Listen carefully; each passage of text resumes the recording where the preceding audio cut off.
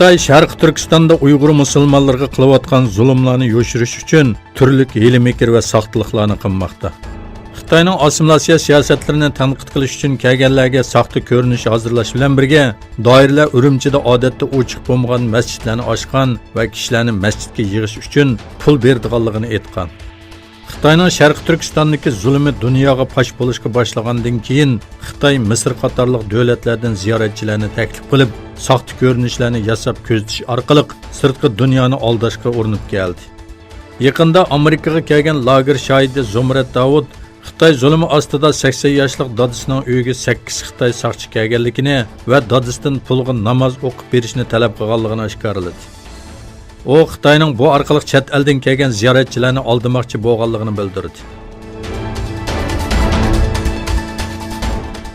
Xitoyning Uyg'urlar ustidagi zulmi davomlashayotgan bir vaqtda Turkiya Xitoy bilan yana bir sohada hamkorlikni kuchaytirdi. Turk Osiyo shirkati Xi'an liniyasini ichish uchun yerlik doiralar bilan kelishim tuzdi. Turk Osiyo shirkati axborot ishxonasi e'lon qilgan bayonotga asoslanganda Xitoyga tunji safarni 1999-yilda boshlagan Turk Osiyo shirkati 20-yilda Beijing, Shanxay va Guangzhoudan keyin Xi'anga bevosita uchish liniyasi ochdi. Amerika bilan Xitoy orasidagi savdo urushidan kelgan yumshoq signallari embargo doirasidagi Xitoy texnika shirkatlarini umidlantirdi. Huawei shirkatining bosh ijroiya amaldori Ren Zhengfei Amerika prezidenti Trumpga taklif sundi. Trump bilan ko'rishishdan mamnunlik his qilganligini va buning uchun Trumpning Xitoyga kelishi kerakligini aytgan Ren Zhengfei, uning maxsus aeroplani bor, qolgan vaqtda Xitoyga kela oladi, lekin mening Amerikaga boradigan aeroplanim yo'q dedi.